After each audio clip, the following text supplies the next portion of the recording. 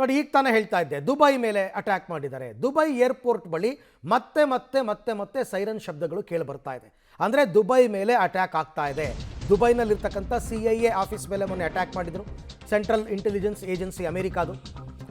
So ಈಗ Dubai ಏರ್ಪೋರ್ಟ್ನಲ್ಲಿ siren ಮೊಳಗಿದೆ ಅಂತಕ್ಕಂಥದ್ದು. Dubai airport ಜಗತ್ತಿನ ಅತಿ ದೊಡ್ಡ ಏರ್ಪೋರ್ಟ್. ಇತ್ತ ಕುವೈತ್ನ ಹಲವೆಡೆ ಕೇಳಿ ಬಂದಿದೆ ಸೈರನ್.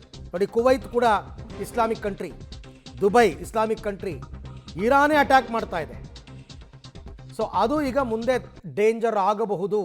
ಅವ್ರು ಸುಮ್ಮನೆ ಕೂರಲ್ಲ. ನೀವು ಅಮೆರಿಕ ಸೇನಾ ನೆಲೆ ಮೇಲೆ ಅಟ್ಯಾಕ್ ಮಾಡಿದ್ರೆ ಮಾಡ್ಕೊಂಡು ಹೋಗಿ ಅಂತ ಕೂರಲ್ಲ, ಯಾಕೆಂದರೆ ಬಾಂಬ್ ಬಿದ್ದಿರೋದು ಅವ್ರ ನೆಲದಲ್ಲಿ. ಈಗ ದುಬೈ ಏರ್ಪೋರ್ಟ್ ಬ್ಲಾಕ್ ಆಗಿರೋದು ಒಂದು ದಿನಕ್ಕೆ ಆಗ್ತಿರೋ ನಷ್ಟ ಎಷ್ಟು ಗೊತ್ತಾ? 2,000 ಕೋಟಿ ರೂಪಾಯಿಗಳು. ಒಂದು ದಿನ ದುಬೈ ಏರ್ಪೋರ್ಟ್ ಕ್ಲೋಸ್ ಆದರೆ 2,000 ಕೋಟಿ ಲಾಸ್. ಈಗಾಗಲೇ ಮೊನ್ನೆಯಿಂದನೇ ಬ್ಲಾಕ್ ಆಗಿದೆ, ಇವತ್ತು 3ನೇ ದಿನ. ಆ ನಷ್ಟವನ್ನು ಭರಿಸ್ಕೊಡೋರು ಯಾರು? ನೀವು ಮೇಲಿಂದ ಮೇಲೆ ಅಟ್ಯಾಕ್ ಮಾಡ್ತಾ ಇದ್ರೆ. ಹಾಗಾಗಿ ಇದನ್ನು ಬೇರೆ ರಾಷ್ಟ್ರದವರು ಕೂಡ ತುಂಬ ಗಂಭೀರವಾಗಿ ತಗೋತಾರೆ. ಲೈಕ್ UAE, ಸೌದಿ ಅರೇಬಿಯಾ, ಇವರೆಲ್ಲರೂ ಕೂಡ ಸದ್ಯದಲ್ಲೇ ಅವರು ಇರಾನ್ಗೆ ಎಚ್ಚರಿಕೆ ಕೊಡ್ತಾರೆ, ನಮ್ಮ ದೇಶದ ಮೇಲೆ ನೀವು ದಾಳಿ ಮಾಡುವಂತಿಲ್ಲ, ಮಾಡಿದ್ರೆ ನಾವು ಕೂಡ ಇಸ್ರೇಲ್ ಮತ್ತು ಅಮೆರಿಕ ಪರ ನಿಲ್ತೀವಿ ಅಂತ. ಈಗಾಗಲೇ ಸೌದಿ ಹೇಳೇ ಬಿಟ್ಟಿದೆ, ನಾವು ಅಮೆರಿಕ ಪರ ನಿಲ್ತೀವಿ ಅಂತ ಅನೌನ್ಸೇ ಮಾಡಿದ್ದಾರೆ ಅವರು.